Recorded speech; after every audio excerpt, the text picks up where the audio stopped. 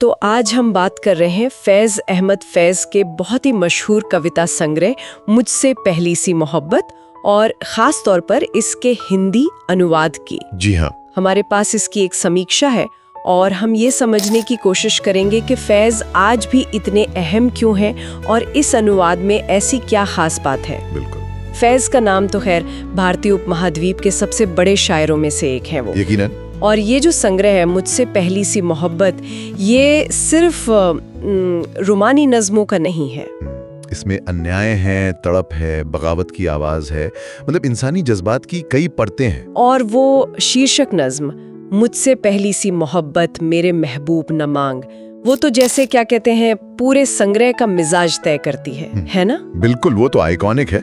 चलिए देखते हैं समीक्षा क्या कहती है इस अनुवाद के बारे में। हाँ, देखिए, सबसे पहली और अहम बात जो समीक्षा में उठाई गई है वो है हिंदी अनुवाद की क्वालिटी। अच्छा जी, ये कहा गया है कि अनुवादक ने फैज की जो मूल उर्दू शायरी की नजाकत है, उसका जो भाव है, उसको बनाए रखा है। ये तो बहुत बड़ी बात है, क्योंकि फैज़ की शायरी का जो एहसास है, जो लय है, उसे दूसरी जबान में लाना आसान नहीं होता। बिल्कुल नहीं।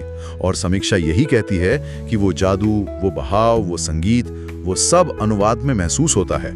भाषा में रूपक कमाल के हैं, पढ़ने में सरल पर मतलब बहुत गहरे। हाँ, ये संतुलन साधना ही असल चुनौती है, खासकर फैज़ के साथ।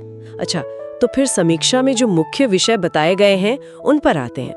पहला तो जाहिर है इश्क और तड़प। हाँ, फैज की शायरी शुरू होती है इश्क से, उसकी उम्मीद, उसकी मायूसी, उसका इंतजार।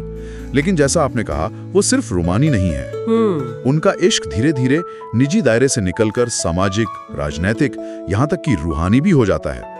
वो निजी दर्द को दुनिया के दर्द से जोड़ देते हैं। और इसी से जुड़ा है वो दूसरा पॉइंट, मोहभंग और जागृति वाला। बिल्कुल, है ना, खासकर उस शीर्षक कविता में मुझसे पहली सी मोहब्बत मेरे महबूब न मांग। ये तो जैसे एक ऐलान सा लगता है। सही पकड़ा आपने, ये एक ऐलान है। निजी इश्क की जो मदहोशी है, उससे बाहर निकलकर दुनिया की जो असल तकलीफें हैं, उनके प्रति जिम्मेदारी महसूस करने की पुकार है। मतलब इश्क से इनकार नहीं, पर अब उसका मतलब बदल गया है। बिल्कुल। और यहीं से उनकी शायरी में विरोध और क्रांति की वो चिंगारी दिखती है। अंदाज नर्म है, रोमानी है, पर उसके पीछे जुल्म और नाइंसाफी के खिलाफ एक बहुत मजबूत आवाज है। हाँ, और एक और चीज जो मुझे समीक्षा में बहुत दिलचस्प लगी, वो है दर्द की खूबसूरती। ये क्या है? मतलब गम में भी कला। ये बहुत गहरा नुक्ता है। फैज के यहाँ गम सिर्फ रोना धोना या कमजोरी नहीं है, उनके यहाँ दर्द में भी एक वकार है, एक सलीका है, एक शालीनता है।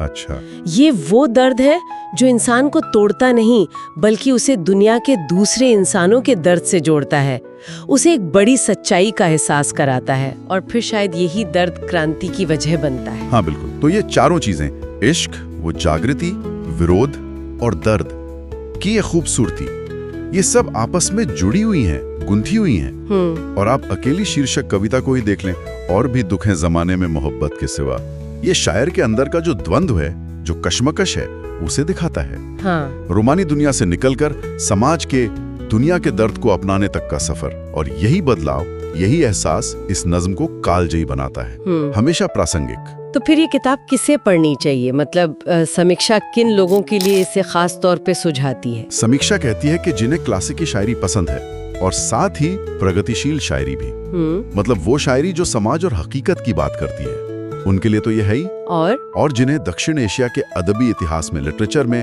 दिलचस्पी है, या जो बस गहरी भावनात्मक बातें, गहरे विचार पढ़ना चाहते हैं। हाँ, और शायद वो लोग भी जिन्हें गुलजार, गालिब या नेरूदा जैसे शायर पसंद है। यकीनन, यकीनन।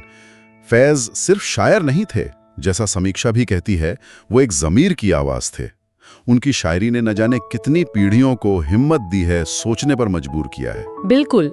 और ये हिंदी अनुवाद, ये उनकी इस विरासत को भारत में एक बहुत बड़े तबके तक पहुंचा रहा है, जहां शायद उर्दू उतनी नहीं पढ़ी जाती, पर हिंदी समझने वाले बहुत हैं। तो मतलब निचोड़ ये है कि ये सिर्फ रोमानी शायरी का संग्रह नहीं है, ये इश्क और इनकलाब, मोहब्बत और जिम्मेदारी का एक बहुत ही अनूठा, एक लाजवाब संगम है। जी। और ये सब हम तक पहुंचा है एक बेहतरीन हिंदी अनुवाद के जरिए, जिसने फैज के असल जादू को कायम रखा है, शायद इसीलिए समीक्षा ने इसे 5 में से 5 स्टार दिए हैं। बिल्कुल, और ये हमें एक अहम सवाल पर सोचने को छोड़ जाता है जिस पर पाठक भी विचार कर सकते हैं। क्या?